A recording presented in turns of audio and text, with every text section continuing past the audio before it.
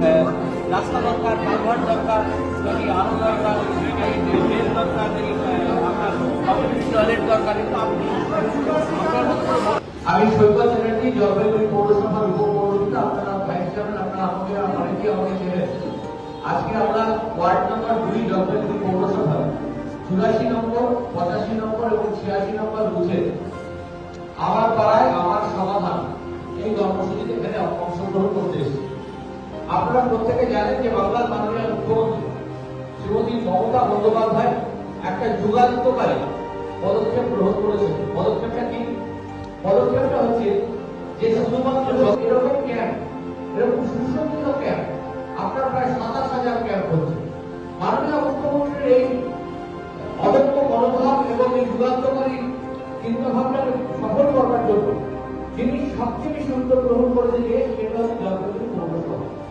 আজকে জলপাইগুড়ি পৌরসভা গাঙ্গুলি বলেন, একেবারে গাঙ্গুলি বলেন এই সুসজ্জিত ভবনে এত মানুষের উপস্থিতির আয়োজন করেছে একসাথে। আমার পাড়া আমার সমাধান ক্যাম্প হচ্ছে এবং এই রাস্তা, বড় রাস্তা কিন্তু রিপেয়ারিং তার কারণ বুথপতি বরাদ্দ, বুথপতি মানে 84 নম্বর বুথপতি রাজ্য সরকার বরাদ্দ করেছে, মাননীয় মুখ্যমন্ত্রী মমতা বন্দ্যোপাধ্যায় বরাদ্দ করেছে 10 লক্ষ টাকা। এর পিছনে কেন্দ্রীয় সরকারের 1 টাকাও নেই। এবং এই যে বুথপতি 10 লক্ষ টাকা বরাদ্দ, আপনার রাস্তা, পিচের রাস্তা রেনোভেশন হতে পারে, সিসি ছোট ছোট সিসি পাস হতে পারে, সিমেন্টের রাস্তা, সিসিটা যদি বড় হয় ভেঙে গিয়ে একটা রেনোভেশন হতে পারে, জলের পাইপলাইন আসতে পারে, আপনার জলের স্ট্যান্ড পোস্ট হতে পারে, ইলেকট্রিকের পোল থাকতে পারে, ইলেকট্রিকের এলইডি লাইট থাকতে পারে, কমিউনিটি টয়লেট কমিউনিটি টয়লেট হতে পারে, কালভার্ট হতে পারে।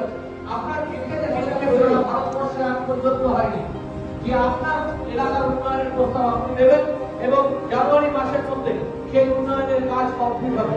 আর যেটুকু বাকি থাকবে সেটুকু জলপাইগুড়ি পৌরসভা তারপরে আমার বিধানসভা নির্বাচনের পরে ধীরে ধীরে করে ফেলবে। তার কারণ আমরা মানুষের প্রতি দায়বদ্ধ, মানুষের সরকারের প্রতি দায়বদ্ধ, আমরা আপনার প্রতি দায়বদ্ধ।